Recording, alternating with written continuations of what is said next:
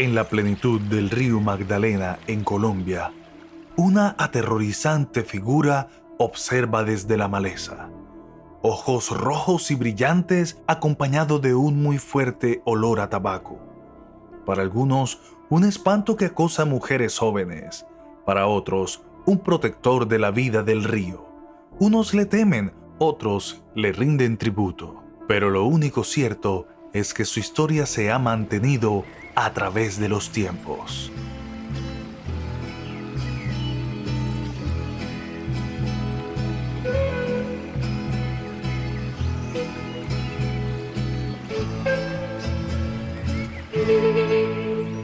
Ancestros presenta El Moán. Hace muchos años, antes de la conquista española, había un hombre que vivía con las tribus que se asentaron en la ribera del río Yuma, hoy el río Magdalena. Era un hombre corpulento, de ojos negros como la noche. Su piel se percibía quemada por el sol, de largo cabello y barba espesa. Tenía un excelente dominio de la botánica medicinal, ayudando a quienes lo necesitaban. Aunque su figura era atemorizante, era un hombre querido por las personas y que gozaba de gran aceptación con las mujeres. Se dice que era un chamán muy poderoso que podía ver el futuro. Una noche, tuvo una pesadilla premonitoria. Auguró la llegada de unos invasores que traerían dolor y miseria, quienes solo apaciguarían su ira destructiva hasta que solo quedase cenizas y ni un gramo de oro que extraer. Nadie le creyó, y solo consiguió burlas. Entre furioso y triste, recolectó todo el oro y piedras preciosas que pudo.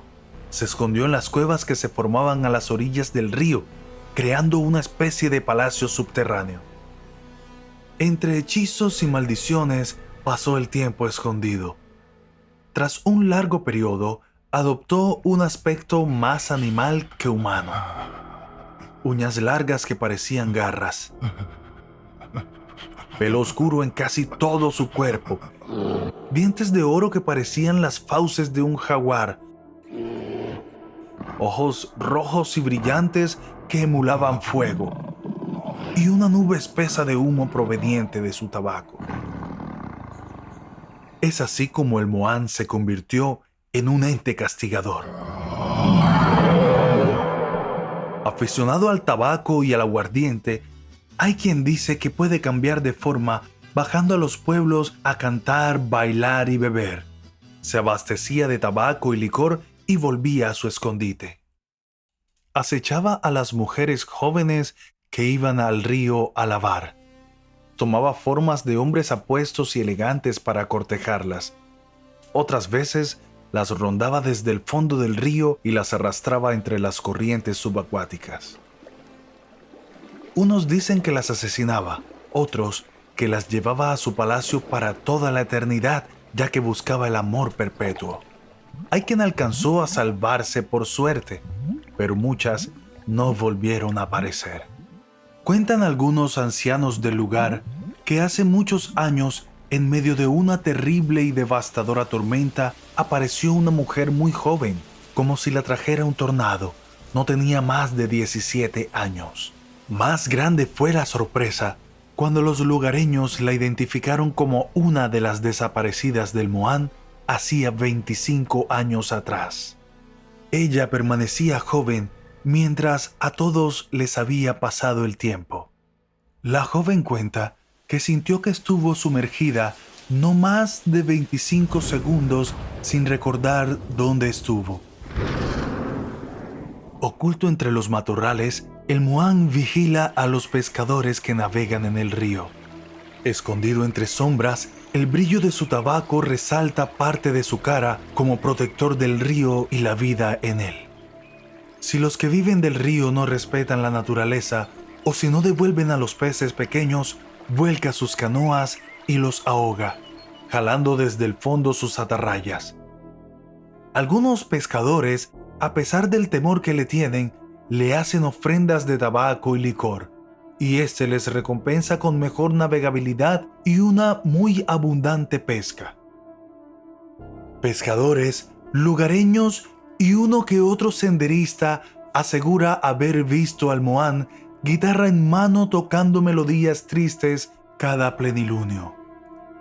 Moradores de la zona cuentan que el Moán tiene varias huacas enterradas en diferentes sitios, llenas de oro y esmeraldas.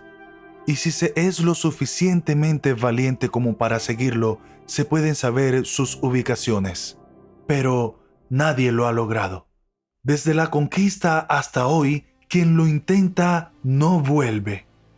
La leyenda cuenta que fueron innumerables los conquistadores españoles que se perdieron en la selva buscando este gran tesoro.